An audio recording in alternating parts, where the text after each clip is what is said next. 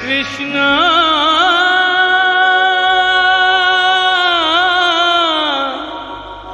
कृष्णा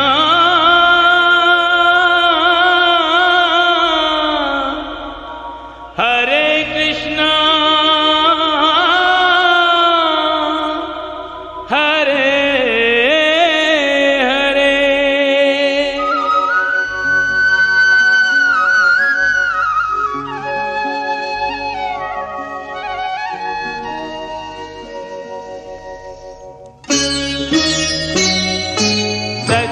सच्चिदानंद रूपाय विश्वोत्पत्त्यादि Hathaway तापत्रय विनाशाय श्री कृष्णाय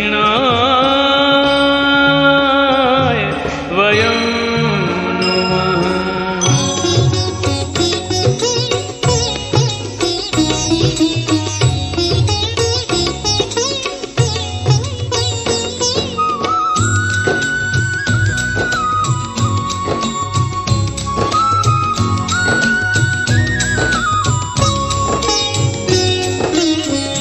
कृष्ण गोविंद हरे मुरारे हे नाथ नारायण वासुदेव।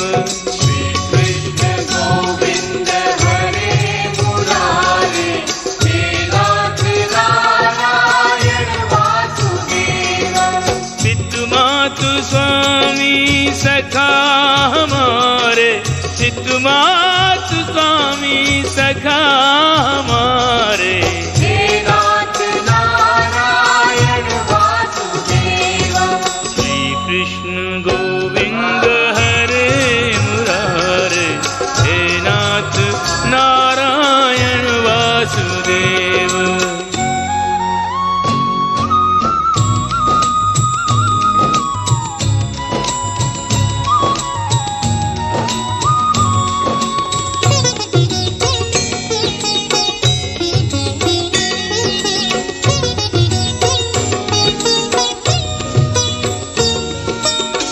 तुम में वास करे जग सारा, तुम जननी के उदर मझारा।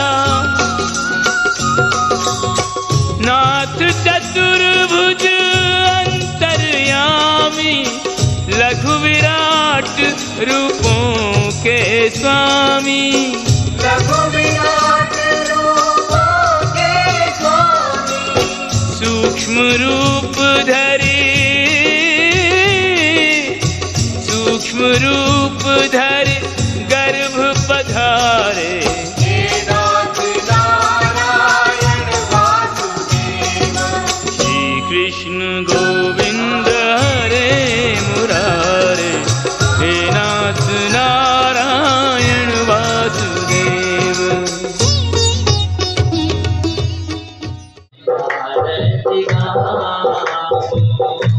श्याम सुंदर तेरी आरती गाओ। आरती गाओ प्यारे तुमको मनाओ। बांके बिहारी तेरी आरती गाओ। आरती गाओ प्यारे तुमको मनाओ। बांके बिहारी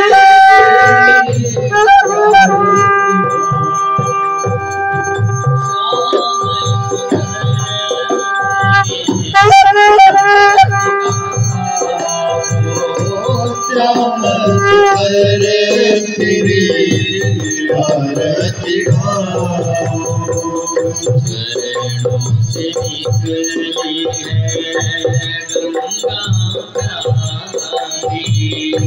चरणों से निकली है गंगा प्यारी। चरणों से निकली है गंगा प्यारी। जिसने जैसा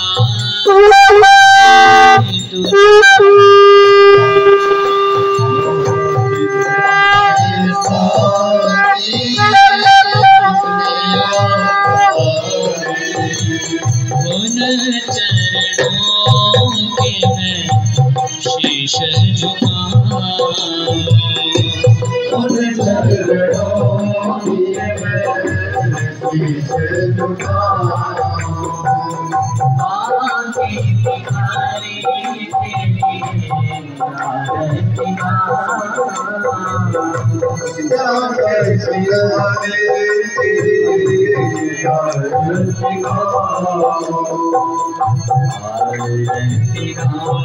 प्यारे तुमको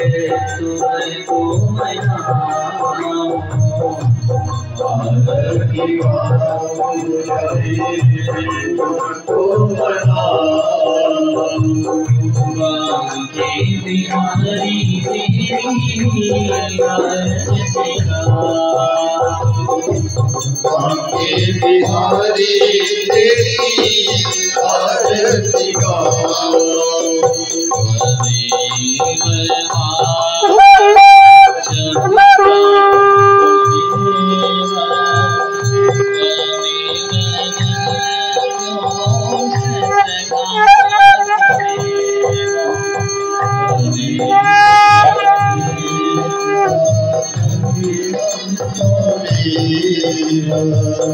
कौने बसर हम देव देव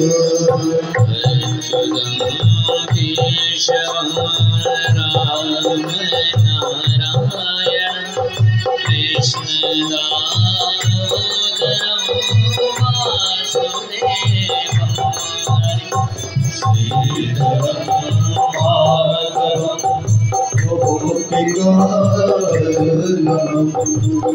सानकी नायक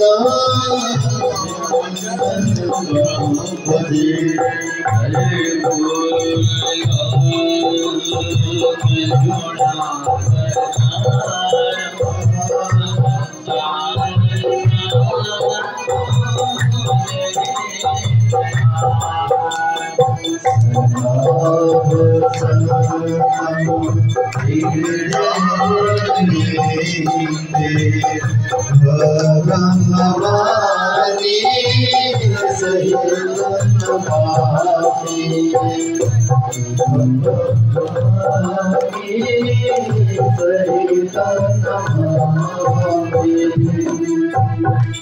हमारा एक ही संदेश है जी। हम तो वैसे बार बार हर कथा वक्ता और कथा माध्यम से आप लोग सुनते रहते हैं भी, कथा श्रवण करने आओ, इसी से ही जीवन में कल्याण हो सकता है। नाम संकीर्तनम यस्य सर्व पाप प्रणाशनम प्रणामो दुख शमनः तम नमामि हरिम परम। कलो भागवती वार्ता भव रोग विनाशिनी। कलयुग में एक ही जीव के पास अनमोल रतन है, धन है, वो है भगवान का नाम। क्योंकि नाम से क्या होता है कि नाम संकीर्तनम यस्य सर्व पाप प्रणाशनम, प्राणी के जितने भी ज्ञाता अज्ञात संचित क्रियमाण जितने भी पाप होते हैं वो नाम, भगवान का नाम लेने से उसका नाश हुआ करता है। और जब आप कहीं कथा सत्संग में जाते हैं, आप अपना मन लगाते हैं, आप अपना सिर झुकाते हैं, तो उससे क्या होता है कि जीव के दुखों का नाश होता है। और ये एक दिव्य औषधि है कलयुग में। कलयुग में दिव्य औषधि इसको माना गया है, क्योंकि ये हर रोग की दवा है।